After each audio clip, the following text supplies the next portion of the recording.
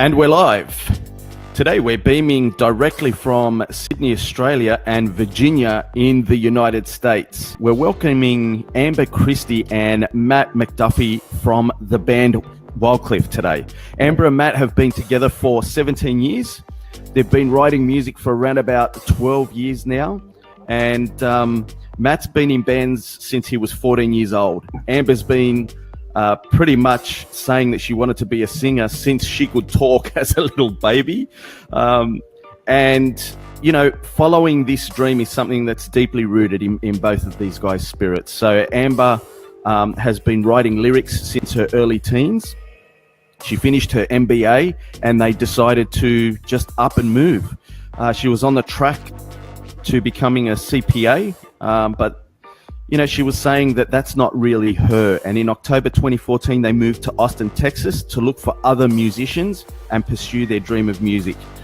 They got rid of absolutely everything that they owned. They took a chance with no plan, and they actually ended up in Virginia after things didn't work out in Texas. Here they found the members of Wildcliffe, who are from all over the US, Baltimore, Portland. And the thing they focus on is never giving up despite uncertainty and temporary outer conditions. So you've got a treat today, audience. If you want to be inspired by a real life story of following your dreams, you know, no matter what, and going through the daily struggles, then you're going to love this show. So please stick with us all the way through. I'd like to welcome Amber and Matt onto the show. How are you guys? Hi. Oh, we're great. Good. We're good. We're so happy to be here chatting with you, for sure. Yeah, this is really cool. Thank you very much.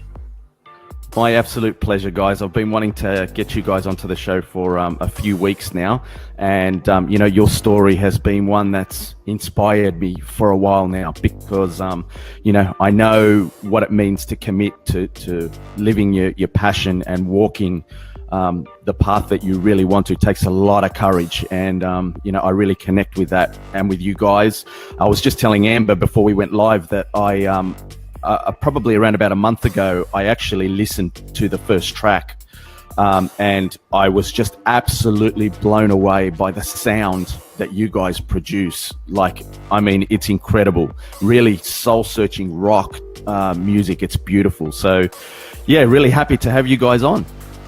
Thank you. Yeah, one of the things about, you know, our sound is, as far as, I mean, locally, we've been kind of embraced by a metal community somewhat. And one of the things that, you know, I don't want Wildcliffe to be, it's easier to say what we don't want, you know, sometimes, is this darkness, because a lot of times in rock music and metal music, there is this sort of the images, there's like an obsession with darkness. And it's like, my lyrics do delve into the trenches of the human experience, but then they torque upward, and it's about realization and overcoming. So it's very important, and it's really nice that, you know, you got that listening to it, for sure. Yeah, well, I noticed in your lyrics that there's a lot of MBT inspiration in the lyrics. Which really goes well for those of us who are into MBT. We straight away pick it up. But even for people that aren't aware of My Big Toe, the lyrics still, they're absolutely beautiful. The journey that they take, you know, the listener on. Thank you. Yeah, you know, even before I stumbled upon MBT, I had this idea. You know, I fell into, you know, buying into the way to spiritual involvement is self-exploration. And like in that song, Put Your Weapons Down, is that moment when you realize that you have to stop struggling, and about the ego, how it rises. And even in the chorus, it says, see the shadows on the wall, watch them dance and fade out. There's a Plato's Cave influence there. And there's also a Dionysian influence in I had just stumbled upon MBT, and I was also taking a philosophy course. I minored in philosophy, and I went back to school as an adult. But and that decision to get my MBA and be on the CPA track was out of fear, and I kind of gave up my power, and so that didn't work out, and that's the way that was meant to be. But anyway, so I had Dionysian influence in the breakdown. I was saying that's like the madness. That's an embodiment of madness. Dionysian is the god of madness, the god of wine, and also the god of theater. And the theater was this looking place for the Greek. And so that's in there. And MBT is in there. And also I had the second verse. See, I have it's a collage of influences. I had a visit from a departed loved one. And that's an influence in the second verse. It's like saying this world is an illusion, and you need to realize and stop struggling and put your weapons down. And it's like I'm reminding myself with it every time I sing it, because more often than not, I'm caught up in the struggle like everyone else. And you know what I'm talking about, because the MBT perspective. So 100%, Amber, 100%. And they're important issues that any listener can really relate to. But I find it really, really fascinating that you're tracing back a lot of your inspiration to ancient Greece.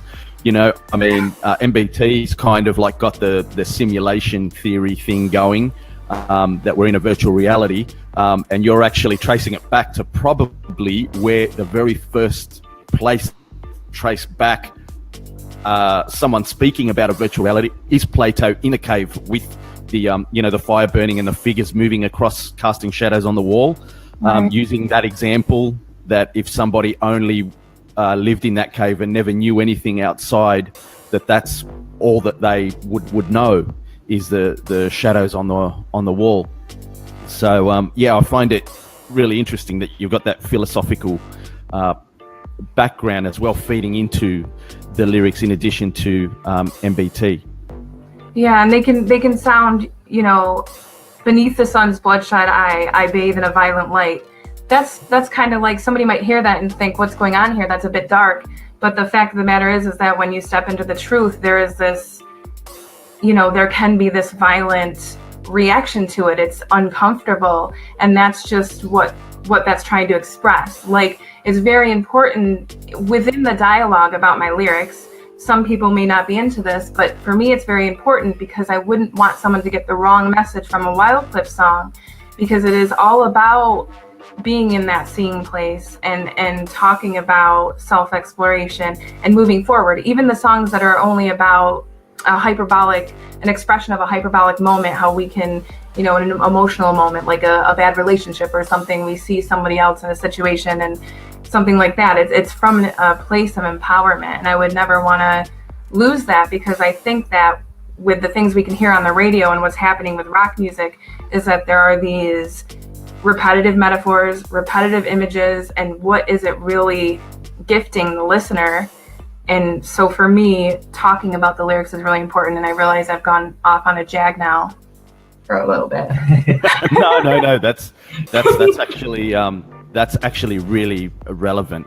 When I listen to your music, I don't feel any kind of darkness in that way as such. I feel it the way that you just explain it is pretty much how I feel it, because looking at the darkness, looking at the shadows is part of having a positive outlook. You can't just be positive blindly without taking into account the shadows, because that's just kind of ignorant. So but I feel that your music is very, very positive. Cool. That's cool. Yeah, when after I finished my MBA and everything, we didn't really have a plan, but we did save up for a while. The thing is that a lot of things happened with it when we went to Texas that were unexpected. And as soon as we kind of crossed the border, I thought, I don't think this is the place for us. And it was kind of like a caricature, a lot of caricature-like experiences. But at the same time, it was like, you don't belong here, but I got you. So we had moved from New York to Texas. So. Oh wow, that is a massive change. Yeah, and we kind of like. It was funny because we didn't even have a real destination. We knew we were moving to Austin, and so we set the GPS for Austin. Well, we had and a hotel. That was about it. We booked a hotel. We booked a hotel and we saved up money. We did find an apartment within a few days. But when we arrived, the firemen were scaling the hotel that we were at because somebody was threatening to shoot everybody and blow up the hotel. Yeah, So, like 5 minutes after we got there. I'm like, whoa. Welcome to Texas. I'm like, ooh, I think that I'm gonna trust my gut feeling. This is a little, I don't know about coming here. But so we're driving around with we literally just packed the car with our clothes, our 2 dogs, and some music equipment. And we're just like, where do we go now? We did find a hotel. It turned out not to be in the best area, but we were clueless, so we were fine, I guess. But within a few days, we found an apartment with having our savings and not having any jobs. We're like, how are we going to do this? But it just happened like that, So, and then 2 weeks later, we totaled our vehicle. So we went a couple months without a car. So it was like, it's not that I recommend just jumping off the edge and taking a leap. But sometimes, that's okay. Even when things go wrong, there's something holding you. The universe isn't going to drop you. Because it was like we would think, oh no, and then in the last minute, we were okay. I remember sitting outside of our apartment going, it was really difficult without a car for a couple months, and the way that they assessed it kind of sucked up the money that we saved. Brand new car too, which is fine. I was like, spirit, I would say, I need a job, like right now. And the woman that worked at the apartments came around the corner and said, would you be interested in a job? I mean, it's just, wow. So these things happen, even though I knew it wasn't the right, you felt that, it wasn't the right place for us to stay. There was, even though I know things were really hard, there was, synchronicity that was like, it's going to be all right. And I feel like for my personal growth, it was completely needed because my life changed a lot and I started thinking much differently and letting go of things that weren't necessary or weren't true to who I was deep down. And so for me personally, it was I needed the move there. We were only there for a year. We didn't get any music going, any band going there. And that's kind of why we left. We were like, well, we came here for music and it's not working.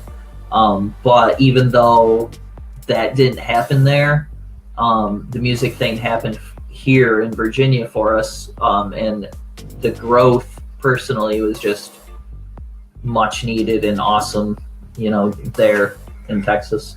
I'm glad I made the cut, You were letting go of all the things that I'm glad you kept me. Well, I'm already getting vibes from you two. Now, you guys must be pretty tight, okay? I'm getting vibes that you're both very tight. You've got a pretty damn good relationship going. Yeah, we would spend a lot together. If we could. Yeah, okay. Yeah, I mean, to just up and leave and follow your dreams together, the way that you did, in this move from New York to Texas, just even the build up to that, the conversations you would have had, the emotion, taking that step together, and then things kind of short term not working out the way that you wanted to, would have put certain types of pressures on both of you. And as a relationship in that situation, I'm getting vibes that you got through it good and that you're both quite tight. You've got a good relationship going. Oh, thank you. Yeah, he's I don't know, I would say he's more evolved than me.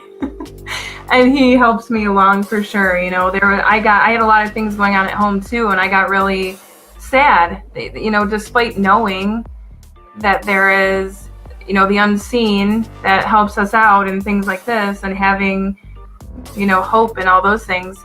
It was difficult for me because of what was, going on at home and a couple of deaths in the family and things like this. And it was, my idea. I started it, so I was like, what decision did I make here, and what position have I put us in? This is a trippy reality we're in right now. But, we made it out okay. We're still in a little bit of a strange reality. You know, we were invited here by family to come here and see what would happen and get on our feet and everything like that. And we want something to happen with the music, and if not, we'll come up with another plan. We're ethical vegans. You know, we want to open up a vegan cafe one day. We want to work with animals and sanctuary and things. So there are other things that we can do if it doesn't work out, you know. But it's gonna. Yeah, nice. Very, very cool. It's already happened. It's happening right now, and I feel it every day. And like, I don't know. I mean, you know how sometimes when you just look at your surroundings and you can tell that the time is almost up for. Yeah, I have that feeling too. For where you're at, you know what I mean? Like you look around and you feel the way you feel in your job, in your everyday routine, and you're like, you know, this is coming to an end. It's just, you can feel it. Sorry. Uh-oh, dogs are barking. That's all right. So, I mean, there's quite deep spiritual roots here. Okay, so both of you, you know, you're vegans, and you're doing that for like ethical purposes, like love of life.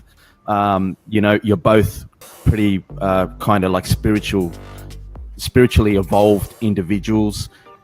You're both very creative. You know, like, talk to us a little bit about, you know, Matt, you were mentioning you had to let go of a lot of stuff during your time over in Texas. Mm-hmm. I always find this fascinating with people. You know, I know that can be a really intense process, because I mean, I'm going through it myself now. So talk to us a little bit about kind of your evolution in that year during Texas, and the things that you had to let go of to grow. Well, I mean, you know, so we left our home basically where we lived the majority of our lives. You know, we had, I worked for the same company, the job I had for 9.5 years. We had friends that were like long time, you know, from school growing up. Our family, all the possessions and everything that we had, you know, accumulated throughout the years of being together. And, you know, so right away, there was so much letting go, as far as just letting go of all those items, you know, the belongings, all of those things.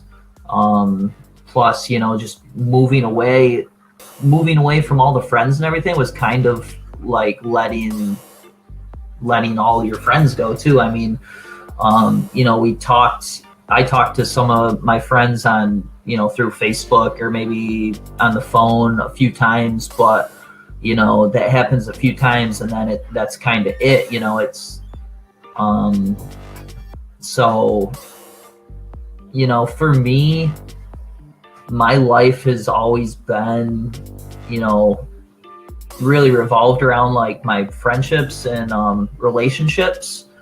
And you know, I was also the type who I still kind of do, I fall into routine like easily, and I like things to be like structured and okay, I do this now, and I'm gonna, you know, I get better at this and I'm working towards this, and I'm trying to improve the finances, trying to improve my personal health or state of being, I don't know. But when we moved to Texas and, you know, not having jobs for a few months, there was a lot of time to think, and everything was unfamiliar around us, and the culture was a little bit different and the people were different. And so it was a lot of getting back in touch with who I am for me. And where you want to go and evolving and stuff. Yeah, I remember at our apartment building, there was just a little gym there, and there was like 3 machines, like cardio machines. And I remember sometimes I would go down to the gym and I would get on the like elliptical, and I would just like focus on who I was going to become. It's like, okay, I get like a fresh start here. I'm leaving all this other stuff behind. I would kind of like picture myself the way I wanted myself to be, like who have I always wanted to be, and now's the time to kind of like start setting things in motion to become that person, and getting back to, how do I really feel, and I was kind of trying to just like let all that slide off and think for myself and figure out what's important to me. Wow. So it sounds like, as an artist, for you guys, it's easy for us to imagine that it's just about music, but really what I was getting there listening to you is almost like an artist starting a brand new artwork from scratch, with no past, no, just purely the present moment while you're on that machine during this difficult time in your life, really just like creating a new you almost. Mm-hmm. Yeah, for sure. And I get the feeling that, Amber was saying before that it was her idea to go there, and you were talking about you're a really structured guy. So I can imagine. Imagine. At first it really cool. Like hard to wrap my mind around, but I think I wrapped my mind around it pretty quick. And as soon as I did, I was like, okay, let's do this, like 100%. And then I was like, I'm having second thoughts. Yeah, like a few days before we left, she's like, maybe we should stay longer. I'm like, oh, we're going. Oh God, I can imagine what was going through Matt's head when you said that. Like, oh my God, I've prepared myself to do this thing, and now you want to stay a few more days. I'm like, I already quit my job. Like, we're leaving. Gold. Oh God. What are you gonna do, He's like on the treadmill thinking all this structured, healthy stuff, and I was, woo-woo. I was like meditating, laying rocks on my body, going, okay, I'm gonna uproot every fear, every pattern that's limiting me right now, which we know how that goes. Ugh. I backed away from that. I was like, ooh, never mind. I don't think, I'm still kind of in that state where I'm like, wow, because I'm aware of, and I'm talking in an MBT sort of way. I'm so aware of all these fears and ego that I have that I'm just like, oh, this is messy. And you were, are you going to be joining the MBT chats again? Yeah, I was actually meant to be on yesterday, like on the fireside chat. Yeah. But I finished work at 2:00 in the morning. Oh. And for us here in Australia, that we had to be on at 4 a.m. for the fireside chat, and I simply could not drag myself out of bed. I'm like, I'm not going to put my face on the fireside chat looking like this. You're so there, but I asked about fear and being so aware of it and overwhelmed and everything, and he said, focus on the little things, the little triggers first. Don't go so big and be gentle kind of deal. But anyway, that was Texas, a lot of caricature-like experiences. And then when we came here, things happened quickly. We found people relatively quickly. That was really nice. With the music, things happened fast when we moved to Virginia. This is where the band really, this is where Wildcliffe was born. Yeah. Yeah, within like 3 months of moving here. Wow. So tell us how you actually came across the rest of the band members. Like, okay, so you moved from Texas over to Virginia, and you arrive in Virginia. What happens there?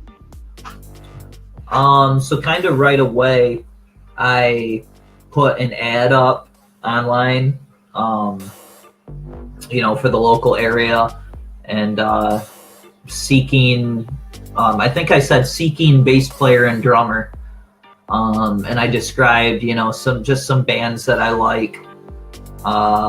And I got a reply from another guitar player, and I was like, okay, well, I was thinking, you know, I was really thinking that I was just going to be the only guitar player in the band. I wanted another guitar player. I thought it would be a good thing. That's just my experience. I've always been the bands I've been in, I've been the only guitar player. And so I was like, oh, okay, well, you know, find a bass player and a drummer, you know, it's less people to find. But yeah, we got a response. I got a response from another guitar player, and I went to meet him, and it was just like so weird. The similarities, like, and influences. Yeah, all the artists that he liked were the artists that I liked. Our levels of skill on our instruments were pretty close to each other too. And I don't know, just like movies and the way we grew up, like, you know, the way things we did with our friends and whatever, you know, everything was just so similar. And even too, so he's married, and their anniversary falls like at the same time as our anniversary. Wow. Yeah, I mean, just so many weird similarities. Yeah. I didn't go to that meeting because his name was Rob Smith and it was Craigslist. And I was like, Rob Smith, there's like a billion of those. I'll let you go just in case this person's psycho. Yes. That sounds horrible, but... Oh, gold. That's awesome. So is there any like kind of... Amber, you mentioned a few things earlier. Is there any kind of clairvoyant stuff going on with you guys? Like...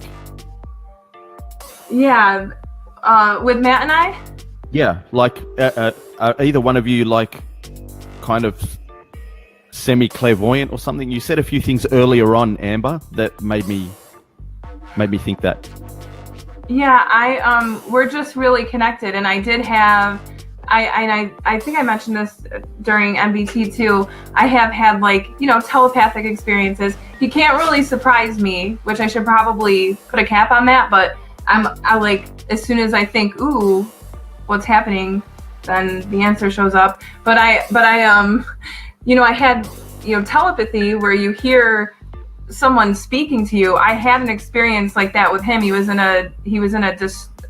distress. He was like locked out. He wasn't supposed to be home yet. I was in the shower. He had to, you know, use the restroom or whatever. But I heard him, you know, say one of my nicknames. I screamed so loud, and then went outside and was like poking around, and I heard keys and looked outside, you know, the window or the door. I said something, and he was out there, and he heard me scream because it was so loud from the bathroom. He's like, "What, did you see a spider?" I was like, "No, I heard you in my head, and what are you doing home?"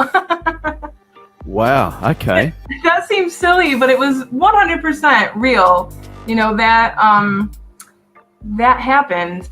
And, you know, we just know, like, I can walk into a room, you know how it is with couples, you know, where's the thingy? And most of the time he knows, you know, what I'm talking about. And dreams as well. He was, I don't think he has memory of it, but I called him like the astral traveler, because he'd have like paralysis. And anytime that would be happening, you know, I'd wake up and I'd, you know, help him out or whatever, but just intuitively I could sense that. We've woken up at the same time during dreams. One time, this is super weird, I can't even believe I'm going to say it, but I had a dream where something had happened with his mouth and he was bleeding. We woke up at the same time, and I happened to say, or he was awake before I was, and he's like, I woke up with blood in my mouth. Just those weird things that happen, you know, where we're kind of synced up like that. I know, maybe that's super weird, but, you know.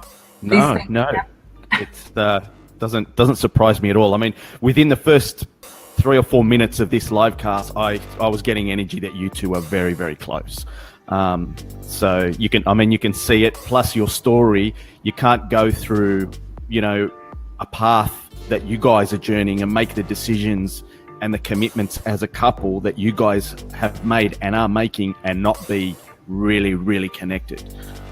This is what's inspiring me so much about you guys. I mean, I felt this already before we even started the livecast, which is why I wanted you guys on, because just reading your bio, I'm like, wow, these guys literally have committed all the way. Like, you've gone all in. And I respect that big time.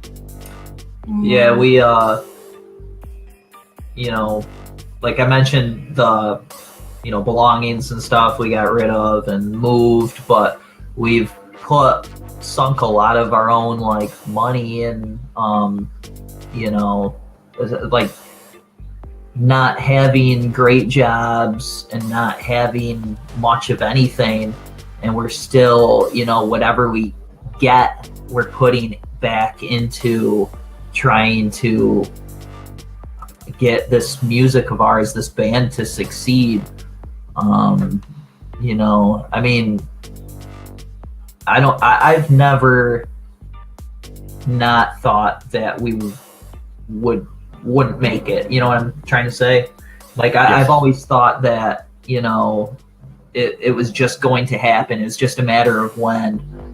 Who knows? So, I mean, there's been times, like, of doubt, but still, I mean, like, right now it's happening. Like I was saying before, I just feel like this is the time. Like, everything we've done has led us here, and this is the time, and everything's about to change. And the fact you guys have got such a spiritual grounding, this is helping so much, because this path that you guys are on, it can be really consuming. It can bear a big weight on the shoulders, following your dreams. Because let's face it, guys, most people out there, if we had to put a percentage on it, I don't know what it would be, but it maybe would be 2 or 3% of the population are actually following their dreams. I mean, really following them the way you guys are, where you're actually living this. It's not just saying, follow your dreams, or, watching a few motivational videos and stuff. You guys are literally living this every day, and you're sticking to your guns, and you're walking your path. So people that don't have this kind of spiritual grounding you guys have got, it's easy for them to be overwhelmed and go, I'm giving up, where I feel that both of you have got that spiritual grounding. You've got that humble, open-minded outlook where you're connected to the bigger picture, and that's surely guiding you and helping you along this journey that you're both walking together as a couple. Yeah, he's way better at uncertainty, and he's legitly a lot less fearful than me, and I am full of fear. So it is difficult, and I am struggling. But the thing is like, for me, I have this archetype, the thief, that I write about sometimes for fear, and it's just like, I can't thief this from myself, not this. So we'll see. I mean, you mentioned that we're following our dreams, chasing our dreams.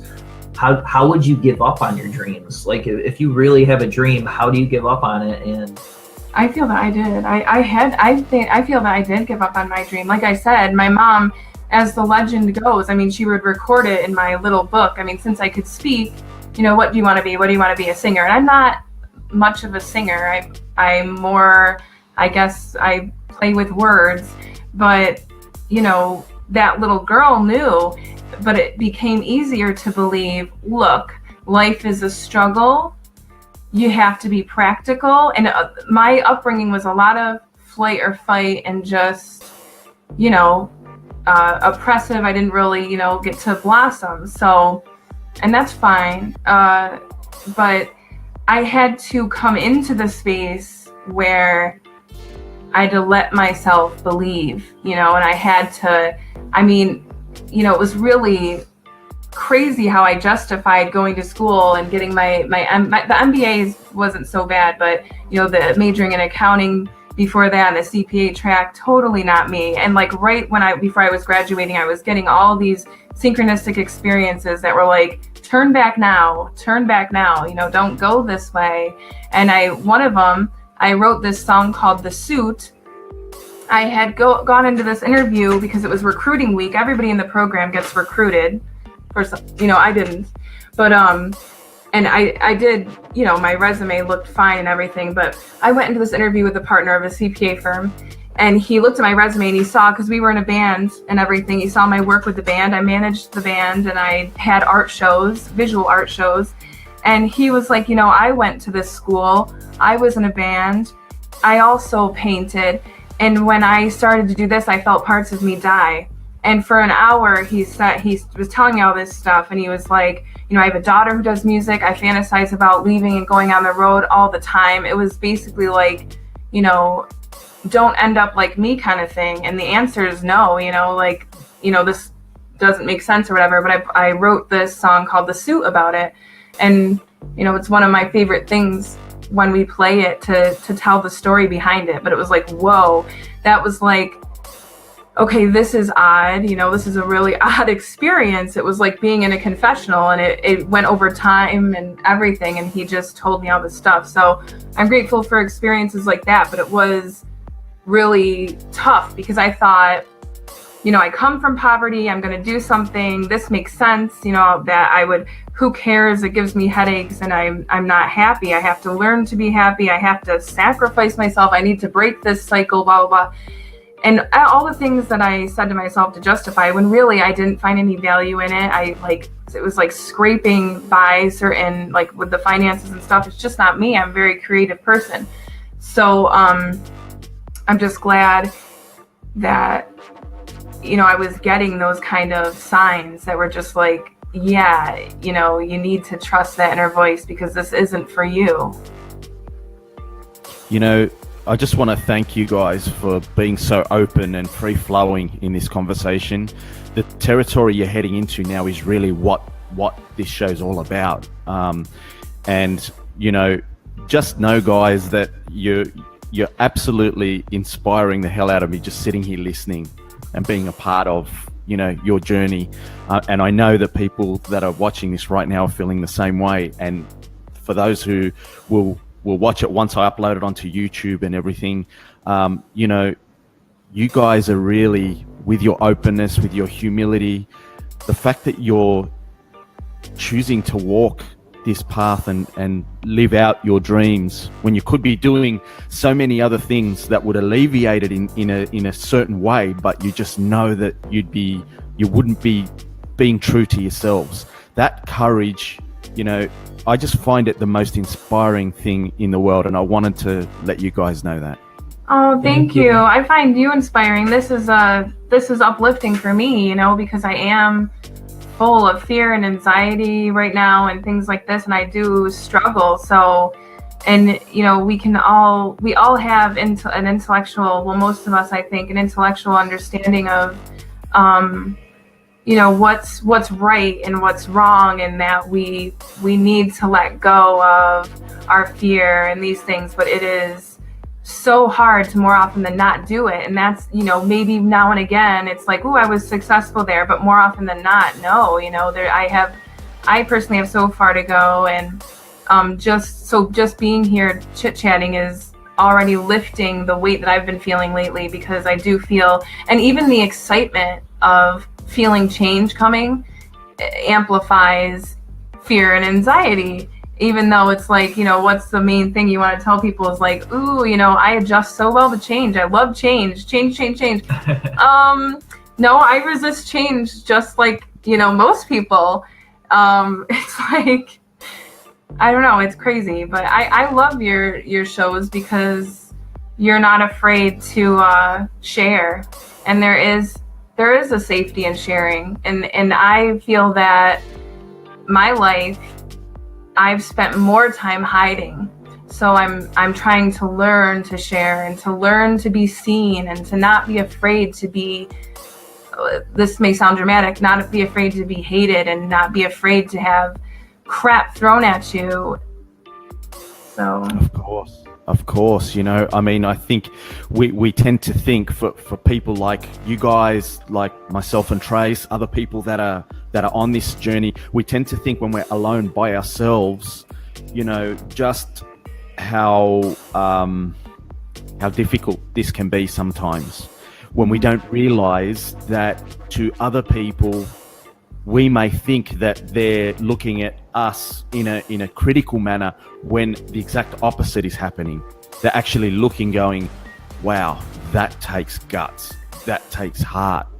And it's easy to look at it from the other point of view, but you guys are really doing something so special. And you've been through a lot, and you're still sticking to your guns. And you've both been saying a few times here during this live cast that you feel that you're turning that corner. Yeah. You can kind of feel the sun, the warmth of the sun and the blue sky just around that corner. It's right there. Here you go. I'm sensing that, and I'm loving those smiles. Yeah. So talk to us a little bit about that. I hope so. It's funny. I hope that, I don't really know what's going to happen, but, and even, like I said, it's scary for me, but, I had said just recently, I was like, I'm ready to just go home. I have to go home. I'm like missing whatever. This isn't worth it. I'm missing time with my loved ones. Maybe that's the bigger lesson, or, just kind of ready to just go home. And then, we have a possible opportunities around the bend, and it's like, oh, okay, well then that's not going home.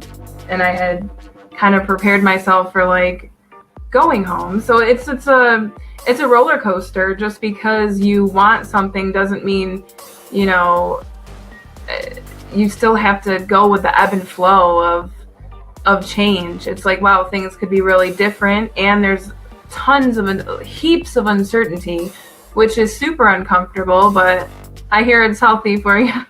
It's funny too, the timing of these things, like these big events and changes in your life, and just the timing of, like Amber was saying, okay, I'm ready to leave, I'm ready to go home, and it's like, oh, but wait a second, everything that you've been working for, these things are about to pay off, and possibly.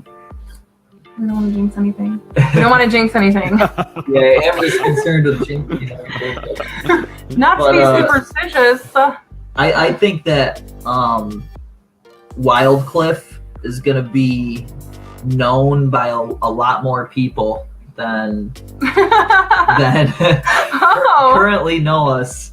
Not to rise to the occasion of the cocky musician archetype, but I'm just saying I feel really good about, I said before, I feel that change coming, and that's what we're passionate about. We put so much energy and creativity into our music and into these songs. We have amazing songs. We all feel it. And, we want the world to hear, we want our favorite, I think my favorite thing is playing on stage in front of people. And I love that energy, for me, it's just like a million volts of electricity, in my body. And, I don't know, there's a feeling I get on stage that I don't get anywhere else ever. And I just can't wait to be, on that big stage, playing these songs and connecting with the audience and having the audience familiar with the music and wanting to hear it and having that whole exchange. Yeah. I mean, I love being in the studio. I've had those live moments, but with being in Texas and not performing for a year, and I'm still kind of isolated. I tend to isolate and trying to just really just kind of grueling down on like my fears and how it is and things like that. the experience has changed a little bit. We've had a couple hiatuses and stuff, so I need to get back to enjoying the experience of that, the sensuosity, and being on stage and interacting with people. There's been those moments, but it's difficult when we were so used to doing something over and over again, and then all of a sudden it stopped. And then, I don't know. So I'm excited. Our first show back on the scene since we found a new drummer, because we have like this pattern with drummers. We just keep losing them. They leave, which is fine. But we'll be live again on the scene May 19th. Right now we're getting the drummer caught up with all the material and things like that. So that'll be interesting. I mean, at this point, you're playing to a lot of other musicians. So, it's fun, but it's like everybody, and it's cool because a musician has a different perspective, but it's like the local scene is okay, but a lot of people aren't going out to shows anymore, I guess you could say. Maybe they're watching live streams, which are cool and stuff like this. But I think with the political backdrop and where we are, I'm hoping that art will be more appreciated, that will kind of rise up from the ashes, because, we need something, and at least something with, a message, which I think Wildcliffe has, instead of just, a lot of, when I hear music, when it's just suffering, when somebody's just expressing how they suffered and not how they overcame, and it's just negative, that gets to me a little bit. I don't like that, but I think it's really a hotbed for some artists to come out with some really inspiring things for people to relate to anyway. And that's the feeling of Wildcliffe, is always about inspiring others. It's about like conquering the sound. We play some heavy guitar riffs and some dark almost metal type riffs and whatever, but the general tone of all of the songs and all of the music is conquering, coming over the top of the mountain, winning. That's the feeling that we want everybody to get, and that's what we shoot for. Yeah, or fables. Shelf life is like a little fable, and that started out by seeing the archetype, the thief in others, and then turning inward to see the thief in me. And it starts out with an alcoholic, archetype of the shadow self, the thief, and then a small town where everybody's kind of dancing on the edge of this gaping mouth, just being swallowed up. And the chorus is the punchline, the fable there.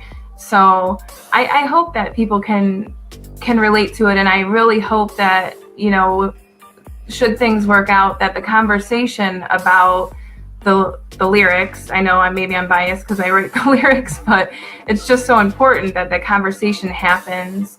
I know people interpret things in their own way, and I think that's great, but to know the intention behind something is really important. Absolutely. And I think all of that comes through in the music. Like when I listen to your tracks, I get this feeling of like, I call it tragic success. It's like the hero goes through so much tragedy, that emotion, that raw emotion, that is something that comes from deep down, that's bigger than us as individuals. It's been there for, hundreds of thousands of years. And that tragedy of, what the hero has to go through to get to the victory, all that emotion comes out at that point of realization, of success, of victory, whatever you want to call it. And Matt was saying before that he goes into like the dark riffs of the guitar. And I mean, I love rock, I love metal, I love the sound that you guys produce with Amber's voice, that kind of has got that that tragic emotion that just stirs up deep inside, you know, and the guitar's going. I absolutely love the sound that you guys produce. I really do. Oh, thank you so much. That's so nice to hear. Yeah, thank you. You're such a positive, shiny, sparkly person. You always send out the good vibes to everybody on all your shows and everything. So it's awesome. Thanks, guys. Well, I mean, you know, I think as well, what I get from you connecting with you guys like this is, you know, a lot of times we're looking for that huge quantum leap, and we don't realize all of the tiny little steps, you know, that we take every day, and all of those tiny little growth spurts that you know, spread over a couple of years. The growth is immense. It's so big, and that growth that we experience attracts other people to us. And I feel that over the last couple of years, maybe in your journey, both of you have experienced so much growth that maybe you yourselves aren't even aware of how much you're growing, and you're attracting people into your life now that are going to become a part of your story, maybe even just for a short period, but will facilitate a bridge or a rest on the mountaintop to recharge you, you know, to get to that point where you walk around the corner and feel the sunshine and the blue sky, and you're there. Yeah. Mm-hmm. Yeah, and right now with Wildcliffe, there's a lot of different people, I guess, noticing, you know, and just having people just notice your band and notice your music, you know, it's a big deal.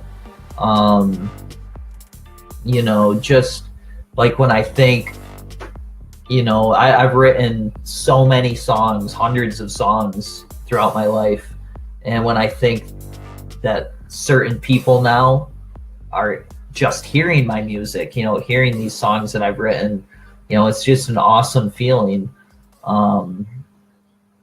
You know, just to know that, I don't know, it might seem small or trivial, but just that they've heard it, you know. Yeah. And there's a lot of different people noticing the band right now, and it feels really good. Where are you guys playing on the 19th of May? Is it the 19th of May that you mentioned? Yeah, we're playing at the Norfolk Tap House in Norfolk, Virginia. Mm-hmm. I'm not saying that right, but it's like Norfolk. Norfolk. Kind of sounds like a cuss word when locals say it, so I'm a little like, I don't know. Yeah, the Norfolk Tap House. And what sort of venue are we talking here with the Norfolk Tap House?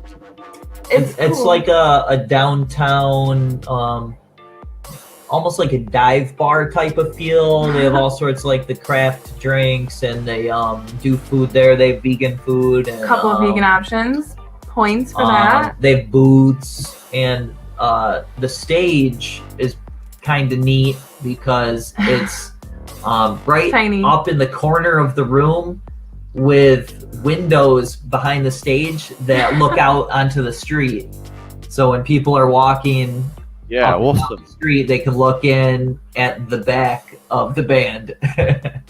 Wow. And this is, okay, so on May 19th, we're going to have to, in the lead up to this, we'll have to put up some stuff on social media. And especially in that local region. Yeah. You know, get that place filled. That'll be awesome, man. That'll be awesome. Yeah, it'll be our first time out with our new drummer, so we're really excited. And on a Very Saturday, cool. I work 6 a.m. on Sunday, so that'll be interesting. Wow, it's always the deal, isn't it? It's always a deal following your dreams. You've got this this duality where you know, one second you're on the stage, you know, living your passion, like bang, going for it. You're in that, you know, space that's just, you're the king. And then a few hours later, you've got to go and, you know, wake up early, go to work and get the bills paid to continue, you know, walking this path and continue the dream journey. Right, yeah. It's expensive being a rock star.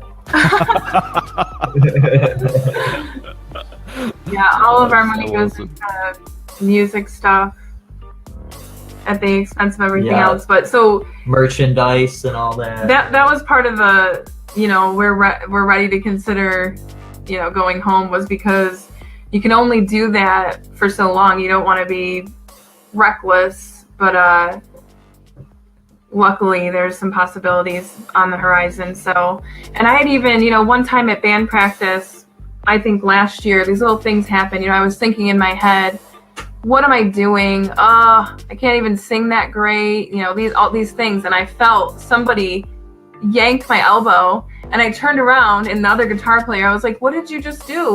What? He's like, what are you talking about? That wasn't me. And I was like, what? He's like, oh God, don't tell me, you know, don't tell me my house is haunted or whatever. But it was this little thing like, hey, cut it out, you know? I mean, even if we don't, it's not like, you know, I'm not attached to a sparkly mirage.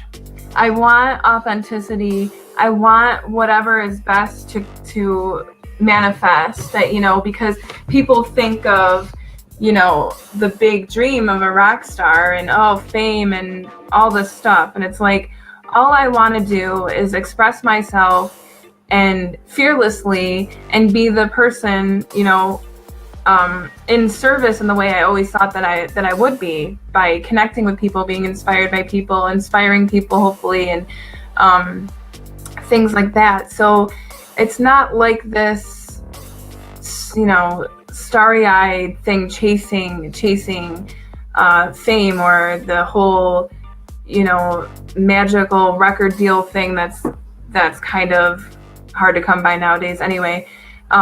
You know, so regardless of what happens, you know, we always want music to be a part of our life, but, you know, I have to remind myself that whatever form it takes is okay. We would like to make a living doing this, you know, absolutely, because we aren't too impressed with the social mores and norms of society, working your life away at things, you know, working your life away at things maybe you're not really connected to or passionate about. And there's a bunch of people that are kind of suffering doing things they don't want to do, while a small percentage of people get to do what they want to do. And saying that, you know what, maybe there is enough for everybody, and maybe everybody can do what they want to do, is like flies against what we're taught.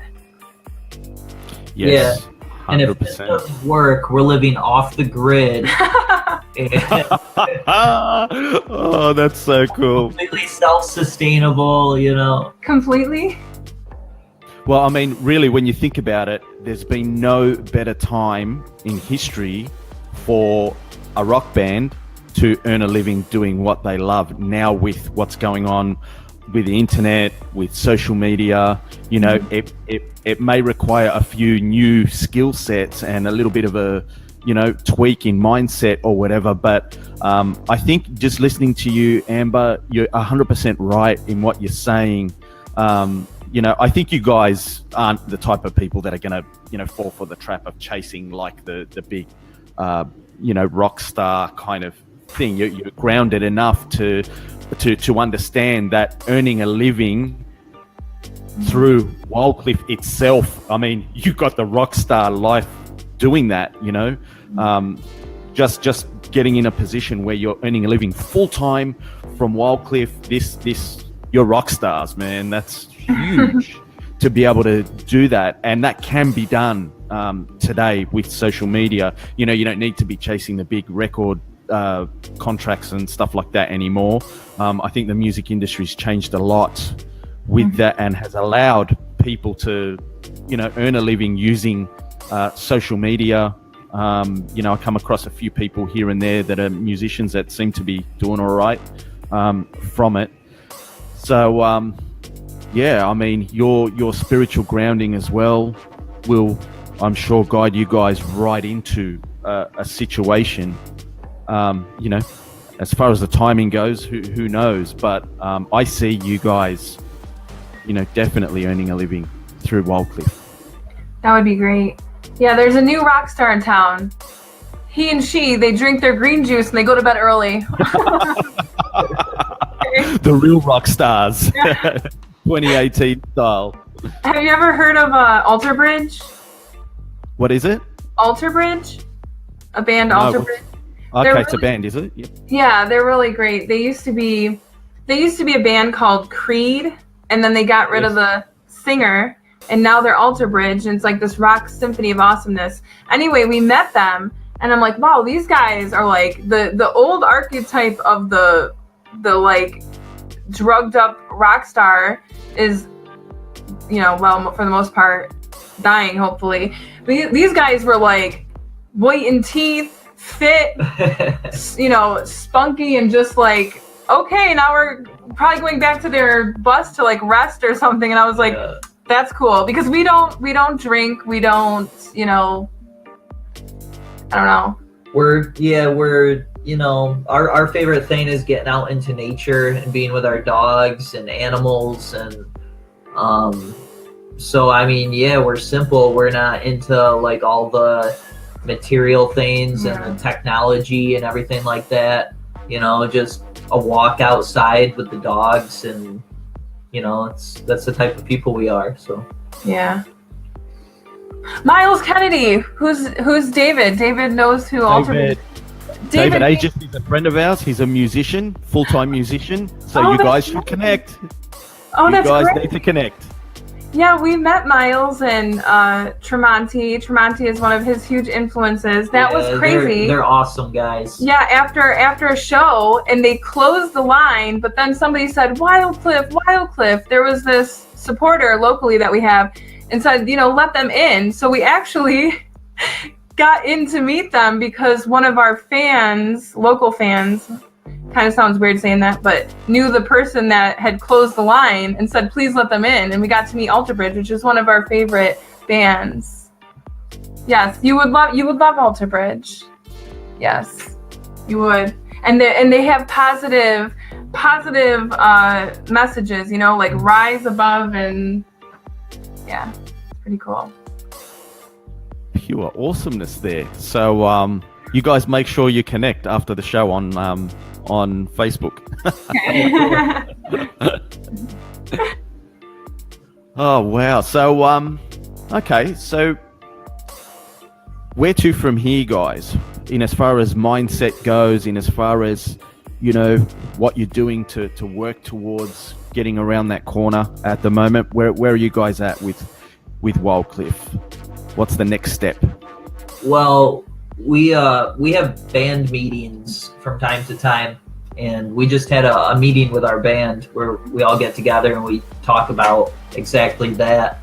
And right now, you know, we're all just mindset focused on, you know, that these awesome things are about to happen, and we're kind of preparing ourselves for it. You know, letting it sink in that this is the time and this is now. And, you know, make sure you guys are ready, you know, your personal lives and whatever, do whatever you need to do, because this is going to happen. Oh, he's making me nervous. I'm loving this already. Keep going, Matt. So we're going to our practices during the week, our band practices. And, you know, our minds are just on, you know, business. Like, let's get these songs as tight as possible.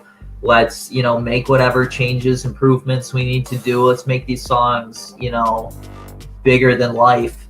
And, you know, just lock in together with our relationship with each other, where, you know, like musically, we just know exactly what everybody's going to do. Right. And, you know, there's no surprises. If the drummer goes off on some sort of new drum part or a little improvisation, Nothing is going to surprise us, and we're so locked in and tuned into each other that, we feed off of what's happening in the music. So that when we get out there on stage in front of people, it's just completely natural, and the songs come across the way that we want them to, the way that they're supposed to.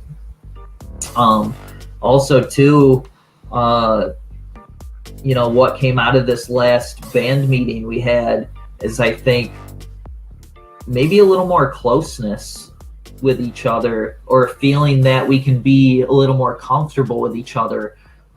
Sometimes there can be feelings of being uncomfortable because this is happening or that's happening, and we're just very different people. The music is the glue.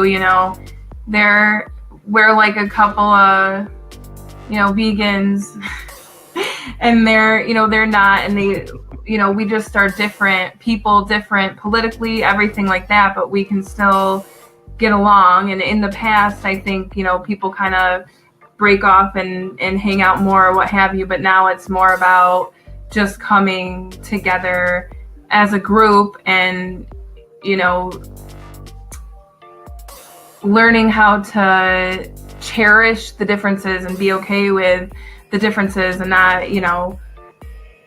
uncomfortable with it, I guess. And our communication with each other's getting better. Mm-hmm. We're always trying to work on having better communication, but sometimes it can be difficult when there's confrontations and whatever, but now those confrontations really aren't like typical confrontations. It's more like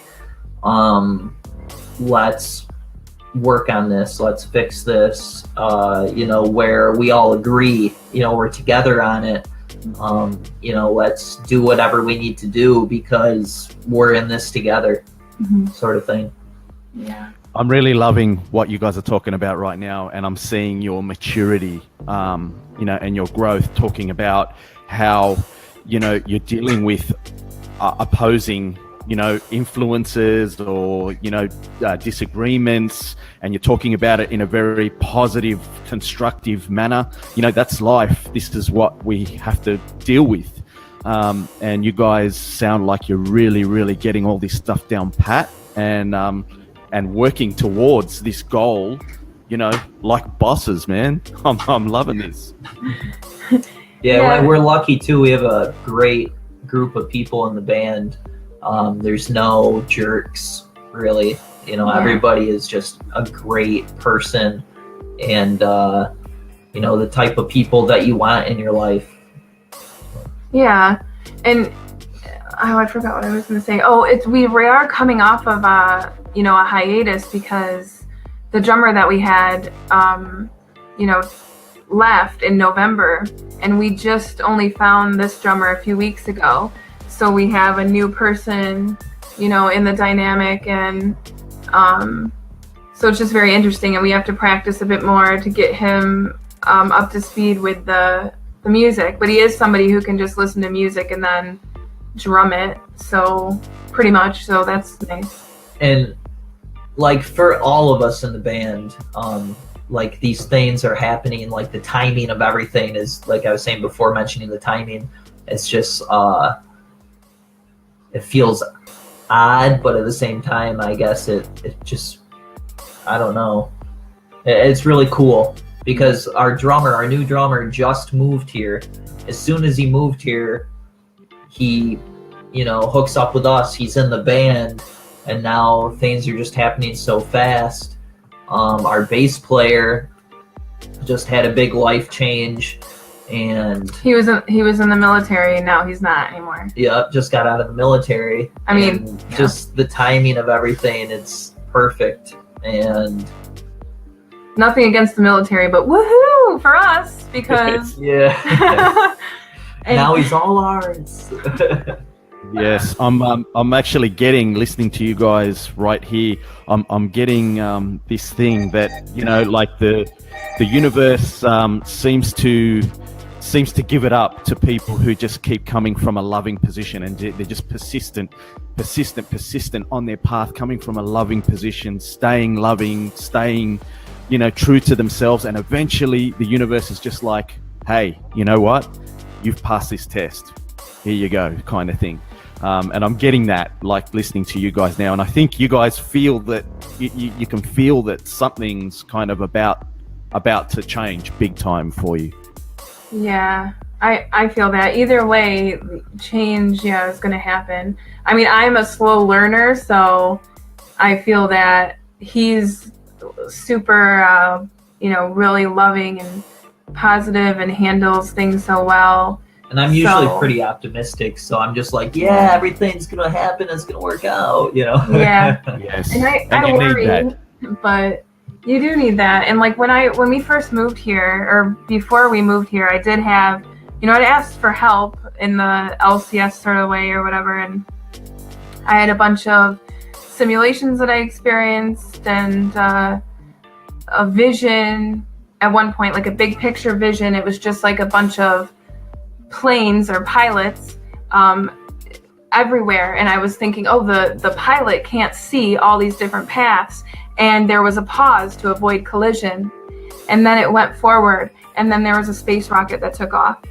And that was when we were just gonna leave Texas. And I feel like the help that I received made us leaving Texas and coming here happen. And that vision was kind of like, okay, there's a pause. You have to deal with that pause for the bigger picture that you don't have. And then you'll go on your way. And then the rocket taking off, well, that's the, things are going to be all right, and success, so to speak, but not necessarily, material success. Yeah, for sure. Like awesome metaphors, Amber. Yeah, they're pretty clear. I just clicked out. I was in the living room, and I wasn't asleep. I just clicked out. But like I said, I had a helper. I had asked for help. So and I came out of it like, woo, that was some great symbolism and things like this. But oh my goodness, my iPad is making so much noise. Sorry about that. All right, so where can we direct the audience to? Okay, so a lot of people probably want to hear your music now, and there may be people that listen to this in the coming days and weeks that are in a position to I don't know, maybe help in some way or give some input. Where can we direct people to you guys? Well, you can purchase our singles. We have 2 singles for sale. Yep. Where can people purchase those? You can purchase those on iTunes, Amazon. So like every major media platform, but you can hear them for free as well on our YouTube channel. Our 2 singles are Put Your Weapons Down and then Shelf Life. Recording is a big priority for us. We aren't really talking too much in depth about the opportunities that may be on the horizon. So we're kind of involved in that right now, but we don't have any more, recordings out there. We do have some acoustic performances and things like this. So we could throw the links in there for the YouTube. I know you've done that before. And then we have Wildcliffe, wildcliffe.com. Our website, which a friend actually has done that for free. Just he just showed up and was like, I'm gonna design a website for you guys. It's a nice, solid. It's just basic right now, but it's out there. And the wildcliffe.com has the buttons for like the Instagram, Twitter, Facebook, all of that stuff. Oh, I'm no good at Twitter lately, so. It's like Twitter. Awesomeness. So wildcliffe.com's got a lot of information there. People can also go on to Wildcliffe's Facebook page. Is that right? Oh yeah. Mm-hmm. And everybody has like a bio in there, a little biography on the info page, and you can see all the like pictures from our past shows, videos.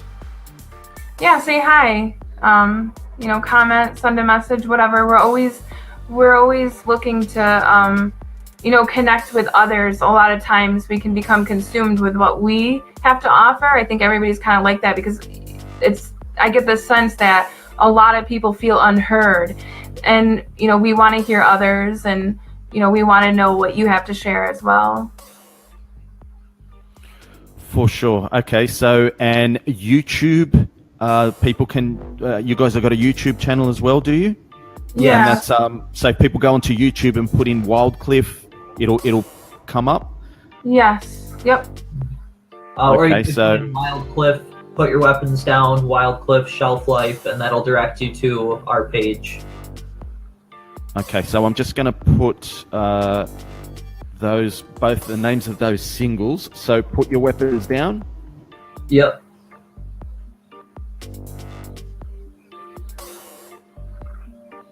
And talk to us a little bit, just a quick, what's Put Your Weapons Down about? So that's kind of what I was talking about earlier. The point when you hear the call for truth and you're turning towards the light of truth, and you realize that you have to put your weapons down. It's not a struggle. You're only struggling with yourself. It's about the ego writhing because you've turned towards the light and then realizing and seeing that your whole life, your struggle has been what has been the issue. And like I said before, there's the Plato's Cave influence in the chorus, see the shadows dance and fade out, and about kind of the whole Dionysian. I had mentioned it for people if they just tuned in, a Dionysian influence in the bridge. That's because it can seem like a madness when you're exploring your ego. So I threw that in there. It says, wrap me up in vines of ivy, shake these walls and break me, because the Dionysian rites, ivy is a symbol of Dionysus, and they would go into madness, and then it was like they were reborn. And those are simple lines, but there's something behind it. So it is very much this story about evolving spiritually and how uncomfortable that is, but how it's okay, and you can just relax and put your weapons down. And I just want to say, I'm not, more often than not, I'm caught up in the struggle. I have to put that little caveat in there, so it's a little reminder to myself to chill out. And it's got those big rock guitar riffs in there. Yeah, dude. Yes. Everyone's gonna love that. I'm as soon as we get off the live cast, I'm gonna jump straight on and listen to both of them while I'm editing this and putting it up on YouTube. Cool. Super cool. All right, and what's the second single? Shelf Life. That's one word, is it, or two? 2 words. 2 words. Okay. And what's Shelf Life about? Shelf life is basically a fable that says, the chorus says, time passes by so fast. Will you remember? Will you forget? Hold on to what you have now. Don't fight the current. We're all moving on and getting old. It's saying, face life with your head on, and don't be swallowed up. Don't thief from yourself. I go back to that archetype about the thief. It opens up with, I imagine, like a little vignette. It's a drunkard at a bar drinking and escaping, and then the chorus is this realization, we can't do that to ourselves, even with me in my hiding, because when I write, I'll see something in someone else, but I'll always turn inward. So I'm singing to myself, with those things. But and then it uses another image of a town where everybody's kind of dancing on the edge of a gaping mouth, and they're kind of, we had lived in a small town back in the day, and everybody was just kind of, we were really, young, but drinking and escaping and doing the same things, and you hear the same stories over and over again, and it gets so tired, it gets so sad to see that. And that's when Shelf Life had started, because there was another version of Shelf Life. But anyway, that's what Shelf Life is about. I can talk way too much. We're loving it. We're loving it. And I'm going to put up iTunes on the screen because, you know, everybody loves free stuff, but we all need to step up to the plate as well. And when it comes to things that we really value and, you know, that we love, we need to support that as well by stepping up to the plate and paying for things. You know, the world is not about free lunches. We need to be mature about this. And I urge people that if you listen to these tracks and you really connect with the tracks, you know, you're seeing Amber and Matt here on the screen. These are great individuals, inspiring guys who are really living their dream. I urge you guys to purchase both the singles. It's not a lot of money and it can really, really go a long way to helping these guys out. Trace and I are going to jump on and buy both of them as soon as we finish the live cast. Oh, you're so sweet. And if, you know, if somebody can't afford the download, you can stream it on Spotify. Beauty. That helps us as well. Streaming is like the new opportunity in the music industry. It is a big driver. So streaming is good as well. Excellent, guys. Okay, so what is a final message that you guys can share from the heart with the audience on following their dreams?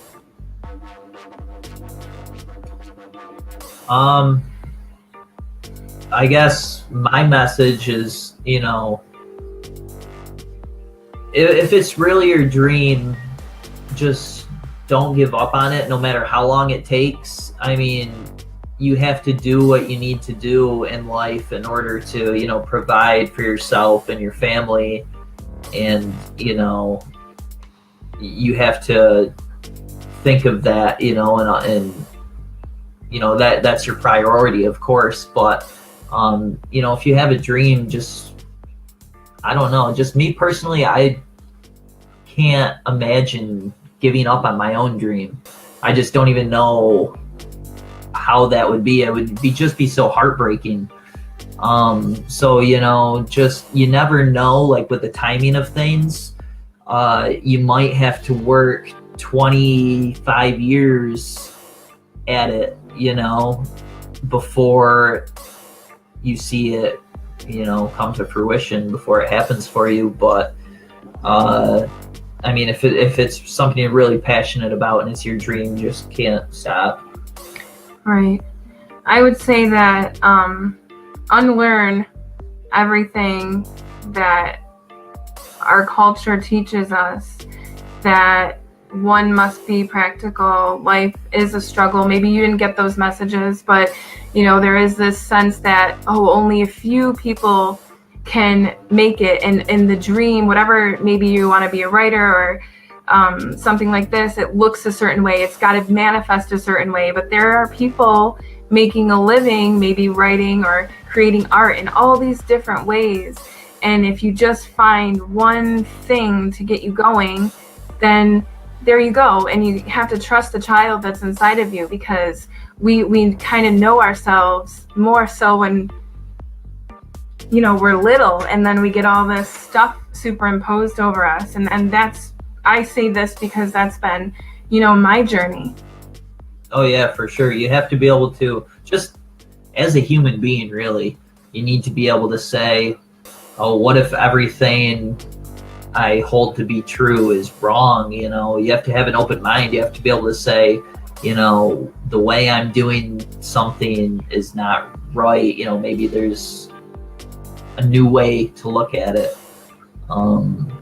You know, you get stuck in your way of thinking and your routines, you know, and time goes by, years pass, and it just, you know, you're like cementing those beliefs.